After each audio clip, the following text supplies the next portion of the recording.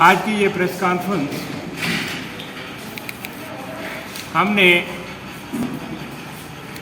जो पाकिस्तान में कल पेशावर के पास 2 सिखों को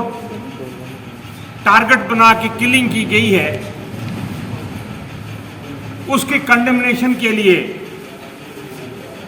हमने ये प्रेस कॉन्फ्रेंस बुलाई है। और ये पाकिस्तान में कोई पहला नहीं है कि सिखों को या माइनॉरिटीज़ को निशाना बनाया गया हो जानबूझकर। और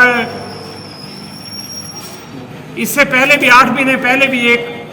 सिख की किलिंग की गई थी वहाँ पे टारगेटेड। उससे तकरीबन 6-8 महीने पहले भी एक और जर्नलिस्ट थे, उनको भी जो टेलीविज़न और रेडियो पे काम करते थे, उनको भी कत्ल किया गया। हम इसकी पुरजोर अल्फाज में मजम्मत करते हैं पाकिस्तान की सरकार की, पाकिस्तान की एजेंसीज की, कि जो वायलेंस और टेररिज्म का रास्ता अख्तियार करते हुए माइनॉरिटीज़ को पाकिस्तान में निशाना बना रहे हैं। हम तो ये कहेंगे कि वो सिर्फ पाकिस्तान में ही नहीं, पाकिस्तान की एजेंसीज जो हैं वो हमारे जम्मू कश्मीर में भी और हिंदुस्तान में भी आतंक फैलाने के लिए माइनॉरिटीज़ को यहाँ भी निशाना बना रहे हैं। अभी हाल ही में 2-3 दिन पहले जो टारगेटेड किलिंग कश्मीरी पंडित्स की कश्मीर में हुई है, वो भी ये चीज़ साफ जाहिर करती है कि पाकिस्तान इस खित्ते में अमन व अमान बहाल नहीं होने देना चाहता। और उसकी वजह भी है जो हम समझते हैं, क्योंकि पाकिस्तान में नई हुकूमत आई है और उनका इलेक्शन आने वाला है, और इलेक्शन के वक्त वो एंटी इंडिया भारत के खिलाफ सरगर्मियां तेज करते हुए अपने इलेक्शन के मौके पर अपने फायदा उठाने के लिए वो ये सब हरकतें कर रहा है। लेकिन हम ये बता दें कि ये जो पगड़ी हमारी तहजीब ने, हमारे कल्चर ने और हमारे गुरुओं ने हमारे सर पे रखी है, ये वो पगड़ी है जो मुगलों के वक्त में नहीं होने देना चाहता। और उसकी वजह भी है जो हम समझते हैं, क्योंकि पाकिस्तान में नई हुकूमत आई है और उनका इलेक्शन आने वाला है, और इलेक्शन के वक्त वो एंटी इंडिया भारत के खिलाफ सरगर्मियां तेज करते हुए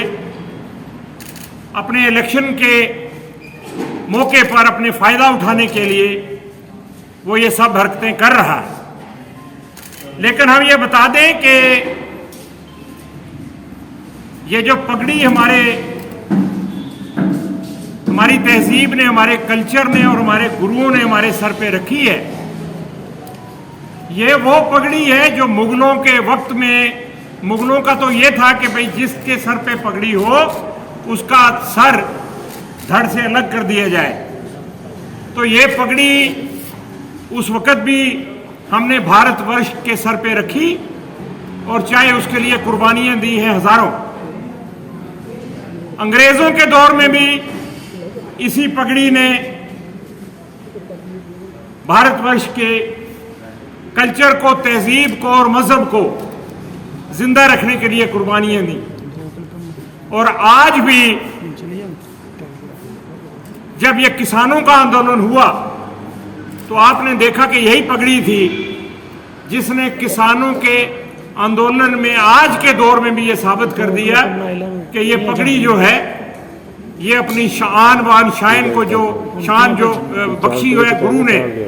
इस पगड़ी को हमारे सर पे रख के मजबूती से